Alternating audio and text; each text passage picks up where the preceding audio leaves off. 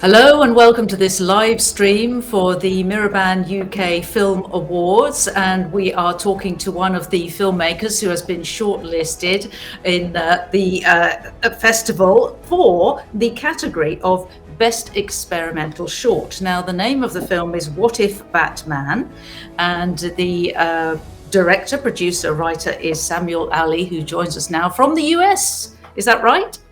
That's right. Well, thank you very much for joining us. We also have with us Jay Manari, who is our festival director here. Hello to you, Jay. Hello again.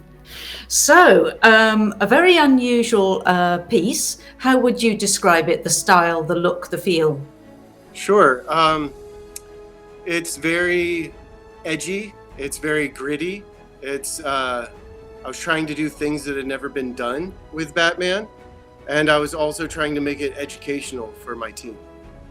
Now, tell me about the team. Was it made, because you work with young teenagers and deprived children, was it made with them? Absolutely. So I've been working with children for about 4 years, creating content. We've made about an hour's worth of footage, if not more, and done several festivals. We have about 20 awards. Usually we'll do a 48-hour film project because I like to use SAG actors, and it's a SAG affiliated project. What we'll do is we'll invite the children to set, and we'll put them on the cameras, on the slate, on the gear. We'll have them calling rolls and cuts like ADs and everything, and we'll be there shadowing them, and we let them shoot one scene a day. And then sometimes we'll put them in as background, and then some of my star students, I've actually given some lines and let them be some small characters. I mostly focus on teaching them behind the scenes. I'm not real big about acting because I'm trying to teach these kids how to be YouTubers and how to have a career, not how to be a struggling artist. So I'm an actor as well, and I didn't want to be a waiter, and that's why I started working as crew. And as you can see, I'm at work today on set of something I can't talk about, and I've slipped away. You have, you sneaked away. Okay, now let's bring in Jay now. What were your impressions and what would you like to ask? Well, what I like to say, and this is always a winning point for our selected filmmakers, this film was founded through crowdfunding on Civil Spark.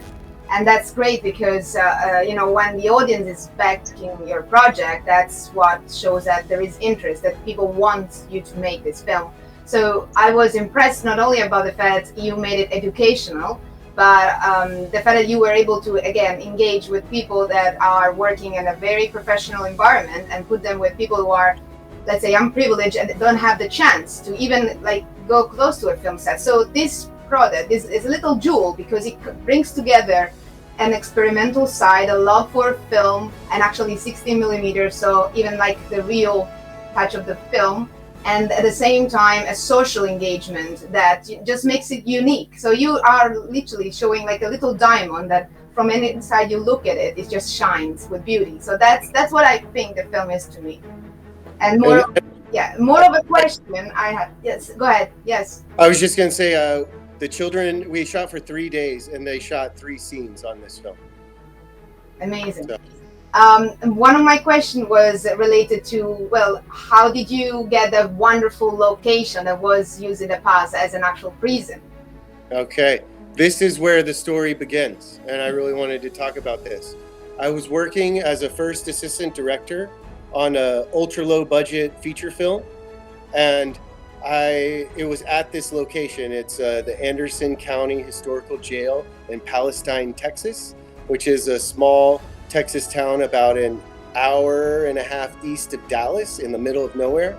And I brought my second assistant director at the time, he's the director of photography on this film with me. We were filming at this jail, and for about a year, we discussed making a film on film. He had made an 8mm film at the Austin School of Film when he was going to school, and we discussed doing a 16mm film. He had a script, and he always wanted to shoot it on 16 for a feature, and I said, I've never done 16. You've never done 16. Let's do a short film, not a feature. So here we are, we're at this jail, we're making this feature. We've decided to sleep on set and not go to the overcrowded Airbnb.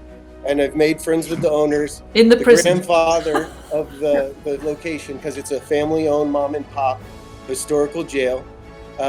goes, "Hey, look at this camera I have." And he pulls a 16 millimeter camera out of his closet. Someone had gifted him that owed him money. So I ran up to the second AD and I said, "Look at this camera." And the whole time we were there, we were looking at it and we're like, "Wow, look at the Gothic architecture. This could be Arkham Asylum. Oh my gosh." And so at that moment, we decided we're going to make an Arkham Asylum film. We're going to shoot it on 16 millimeter film and we're going to do it here. So not only were my students learning 16, a lot of the crew, as myself, had never shot film before. This was all our first times shooting film. I brought in a wonderful director of photography I met on a feature in Atlanta. I was working as the key set PA. He was the second AD, and he had two 16 millimeter cameras. And I said, "Hey, I'm doing this thing. Would you love to be my director of photography? I got a tiny bit of money." And he was in. And so one of them was a Bolex. I can't remember what the other one was, but we had two different 16 millimeter cameras. It was amazing. It sounds like you do like the technology of it. And I mean, you were actually working on film and actually splicing it and sticking it with the special sellotape and everything. You weren't doing it digitally, the editing.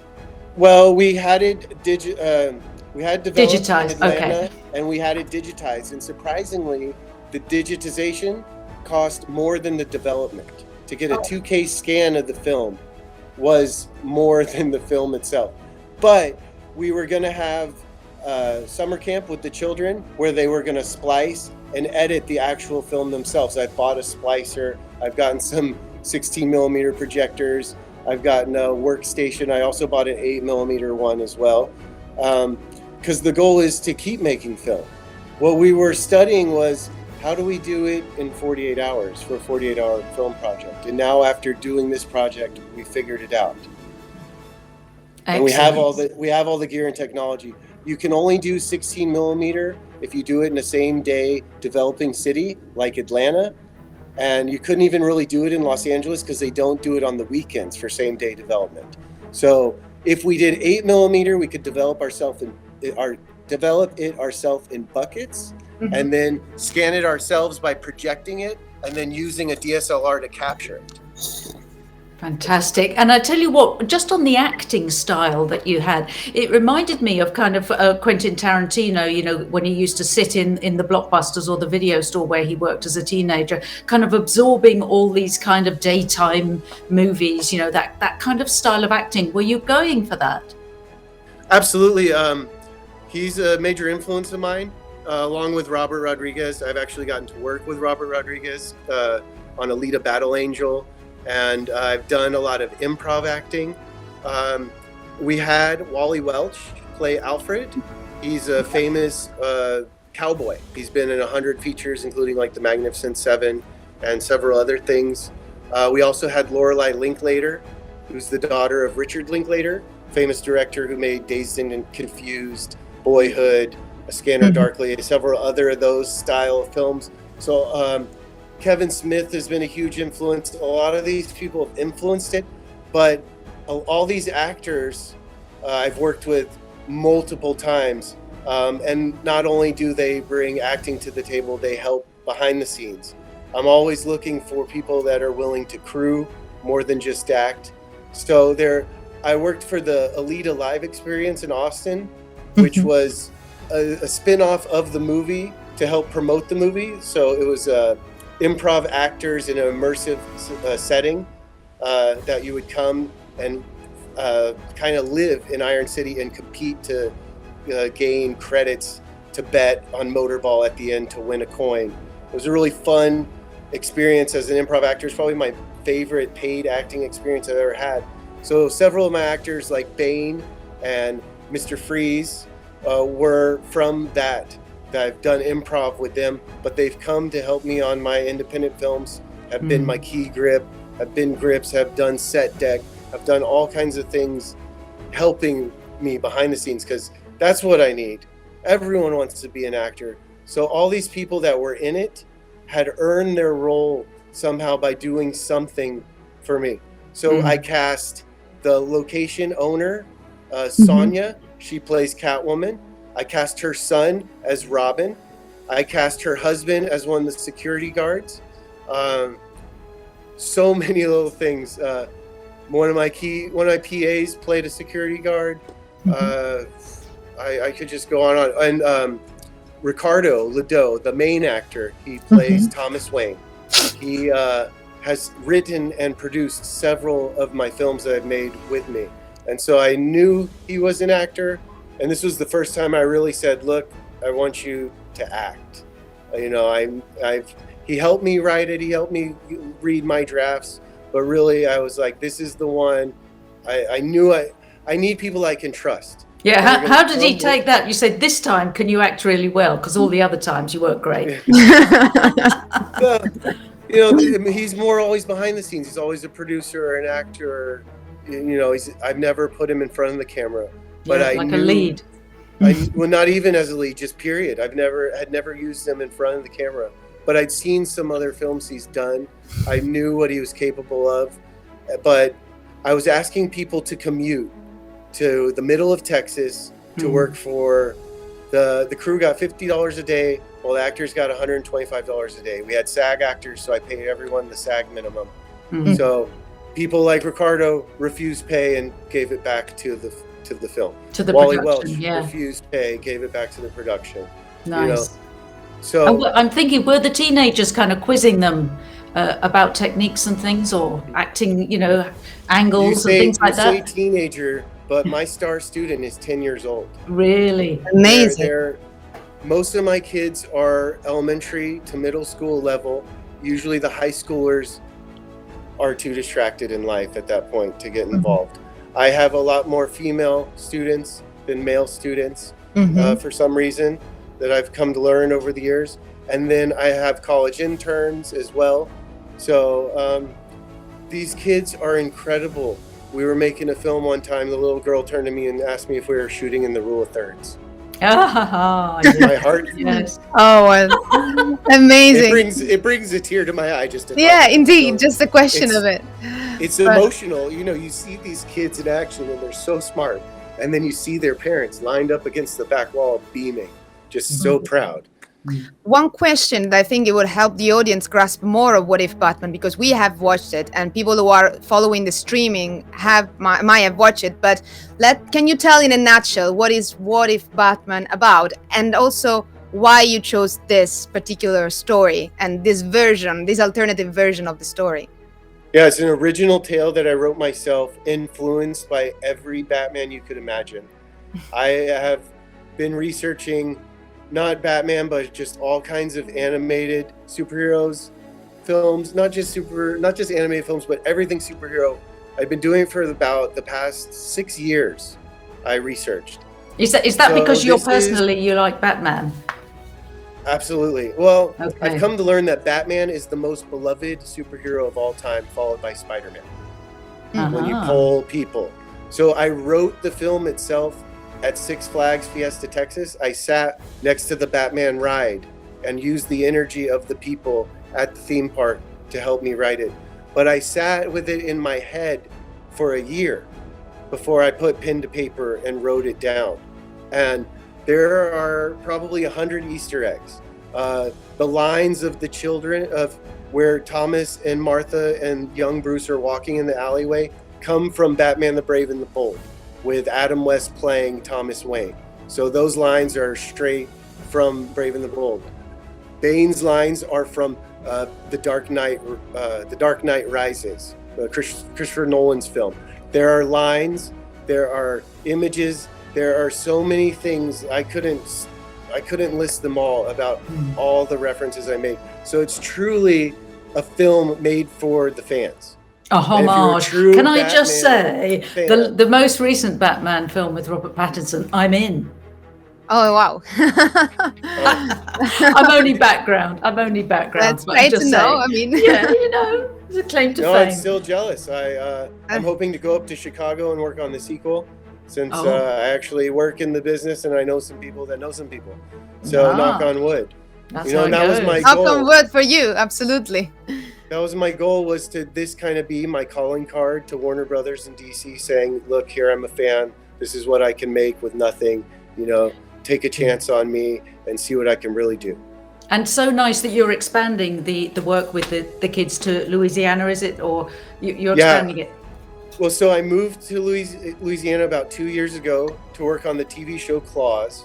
I don't know if I can say that, but it's out and over now. But I left Austin. There were 2 shows in Austin when I left. There were 24 shows in New Orleans when I got here. So I moved everything over COVID shutdown, and I haven't stopped working since. Well, when I was in Texas, I was chasing production. I was in Dallas. I was in Houston. I was in Fort Hood. I was in Austin. I was wherever there was work, and it was a fight because there's only so much that all the good stuff is being filled by the same people. I'm coming here and I'm calling 30 people today trying to get them to work because that's how much we need help on the show I'm working on now. I'm working on a big show. In Louisiana. Great. So if the audience is listening, please do help Samuel to support his cause. That's an amazing project, to be honest. It brings in the love for entertainment, at the same time the social value to it. So I couldn't wish you more than best luck, and I look forward to see how it progresses. What's happened was I was Texas Made Films for 3 or 4 years, and that's where I'm originally from. And then I moved here and I founded a Louisiana Made Film Co. We still call it Louisiana Made Films. It's an official 501c3 nonprofit organization. And we are going to launch our first film. We will shoot May 14th overnight for the Louisiana Film Prize. There is a $50,000 cash prize for a short film. And I hope to use that money to make a feature. My second feature. I've directed 1 feature. I have produced in some capacity 8 ultra low budget features. So I'm hoping this will be my 9th and my second as a director. But I also want to include the children in this process. That's it. Honestly, Samuel, thank you so much for telling us all about that. We have to wrap up because we have another live stream after this. Unless you had a final word, Jade. Oh no, that's it. I have one final thing to say because I didn't quite hit on it.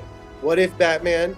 The idea is, what if Batman was in Arkham Asylum and he was the crazy one and all the patients and doctors were the rogues gallery or the villains you're used to? So it's an alternative reality based in reality, like a Nolan film.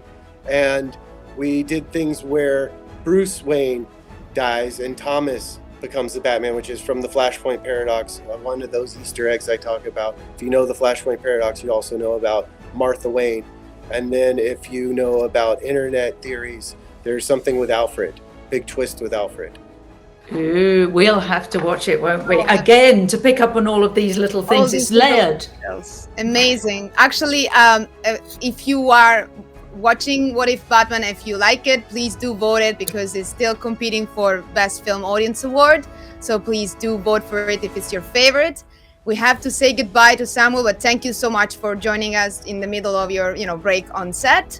And thank you. Yeah, and please be kind to my audio. We are still editing. I put it out there because so many crowdfunded people had put in. I wanted them to see something. So the rough edit is what you guys got. We are very near completion, and I will post a final thing very soon. But it is amazing, and everyone should watch it. I love you all for your time. Thank you so much. Thank you for your time. Thank you very much indeed. Bye-bye.